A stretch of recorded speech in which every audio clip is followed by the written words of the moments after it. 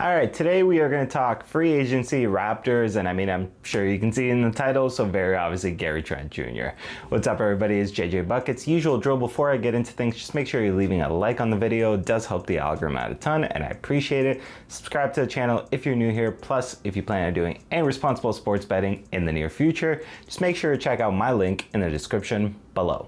There was a report earlier in free agency that talked about the fact that based on the market, based on everything that was going on, it would be a surprise to see if Gary Trent Jr. even got like the mid-level exception from teams.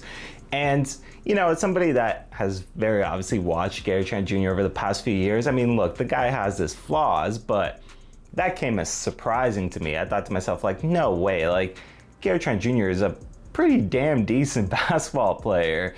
So it came as shocking to me, but here we are sitting on I think it's July 6th when I filmed this. Let me take a quick look. July 5th, sorry. And Gary Trent Jr. is indeed still sitting in free agency, unsigned. We've heard almost next to no news, quite frankly, of the fact that Gary Trent Jr. could potentially be looking at a new team, or that, quite frankly, anybody's really been targeting him, and that's kind of crazy to me. Again, hey, look, like, Gary Trent Jr. is not the perfect player. If he was, I don't think this discussion would be had, and I think he would have a new team by now, or he would have been brought back to the Raptors already, but he's more than a talented enough player to be on a roster and definitely be in somebody's rotation. So I just think it's kind of crazy to me that he's still sitting in free agency with next to no news. And that, I think, warrants the discussion of whether or not the Raptors should bring him back. Now, I think the pros of this situation are quite obvious in the fact that, like, by the looks of it, you're really not going to have to spend big if you want to bring back Gary Trent Jr. The question would be whether or not Gary would want to take like a 1 year like prove it deal or something, and whether or not that's something that you want to give him. But when it comes to the price tag at this point, by comparison to the fact that, again, there's no news out of the Gary Trent Jr. camp, I think when you consider that, any price tag for Gary Trent Jr. is gonna be modest. So the Raptors are realistically looking at a situation where they could get this guy pretty cheap, and who knows, maybe he doesn't take the 1 year prove it deal. Maybe you sign him to the roster on like a nice little like cheap 3-year contract or whatever the case is. Like, the Raptors very obviously have the bird rights over Gary, so they could legitimately give him whatever kind of offer that they want to. It's just a matter of whether or not they want to. And I think for as flawed as his game is, and as much as everybody wants to talk about the streaky shooting and stuff like that, he still shoots a very clean percentage at the end of the day. He's still a very productive player, and obviously, like, he needs somebody else to create for him. Like, he's not really a self-creator in terms of his offense, but there are guys on the Raptors that can get him his offense, whether it be IQ, whether it be Scotty Barnes, and quite frankly, I would even go as far as like RJ Barrett and such. Like, there are people that can set him up, right? Like, in terms of the kind of defensive attention that they're going to draw. In particular, like, Barnes would be the obvious answer, right?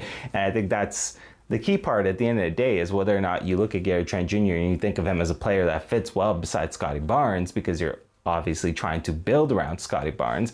And I think the argument is easily that, yeah, he fits well beside Scotty Barnes. The shooting ability is obvious, and I think he's okay enough on the defensive end. Like, when he tries, Gary Trent Jr. can be a solid defender. So I don't really see, I guess, a huge reason to not look at this guy and think to yourself, hey, he's going to be cheap.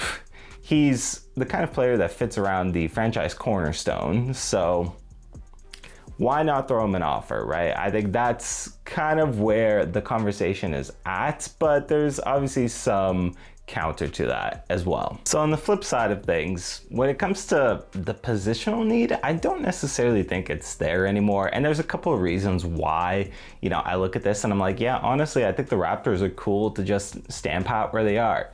I've talked about it before. I think in their best interest, they should be looking ahead to the 2025 NBA draft, although the team, I think, is sneakily good enough to be a play-in team next season. I think the pieces are there, especially with some of the other teams around them, like Chicago and Brooklyn, etc., kind of folding for next season. I think the Raptors, if they want to, could probably compete for a play-in with relative ease.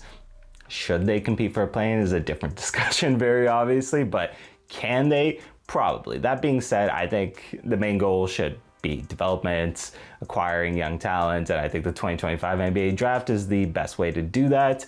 And when it comes to the actual like on-roster fit, let's take a look at it this way. So currently, what would the Raptors rotation be? It would be IQ at the 1, Grady at the 2, in all likelihood, RJ at the 3, Barnes at the 4, Pirtle at the 5. Off the bench, you probably want to make time for Jacoby Walter. I think that's an obvious one. Kelly Olynyk is not going anywhere. Oche you still have.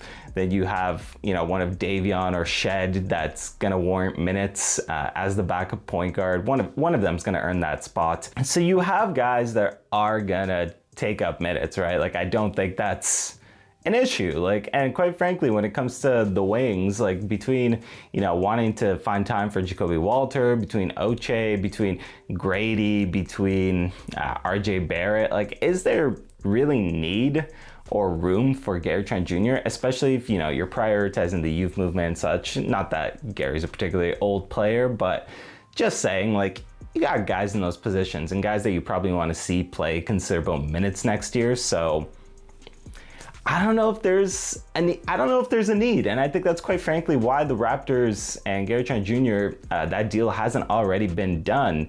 It's not really a reflection of the fact that he's a bad player. I don't think he's a bad player by any means. I think you'd be hard pressed to find somebody that makes the argument that Gary Trent Jr. is a bad player.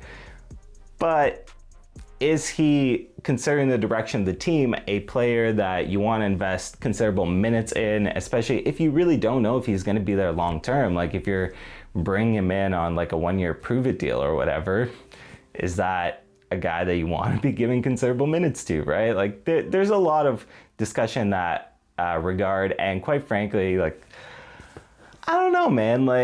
I think the Raptors have positioned themselves just fine to move on without him and to not feel the need to bring him back. But I think this conversation more stems from the fact that, hey, this would be cheap and this would be easy by the looks of it, considering that he has no market, or at least to this point, he's really had no market, right? So it's an interesting discussion. I'll leave it up to the comment section. Where do you folks stand on it? Would you want to see Gary Trent Jr. back in a Raptors jersey? Or do you think that his time with the team is past and the Raptors should go ahead and, give that starting spot to Dick for the next season and see what he looks like in the starting lineup? Anyways, thank you for making it to the end of the video. Usual drill, just make sure you're leaving a like on it. It helps the algorithm out a ton, and I do really appreciate it. Subscribe to the channel if you're new here. Other than that, folks, it's been JJ Buckets. It's been a pleasure, and I will see everybody next time.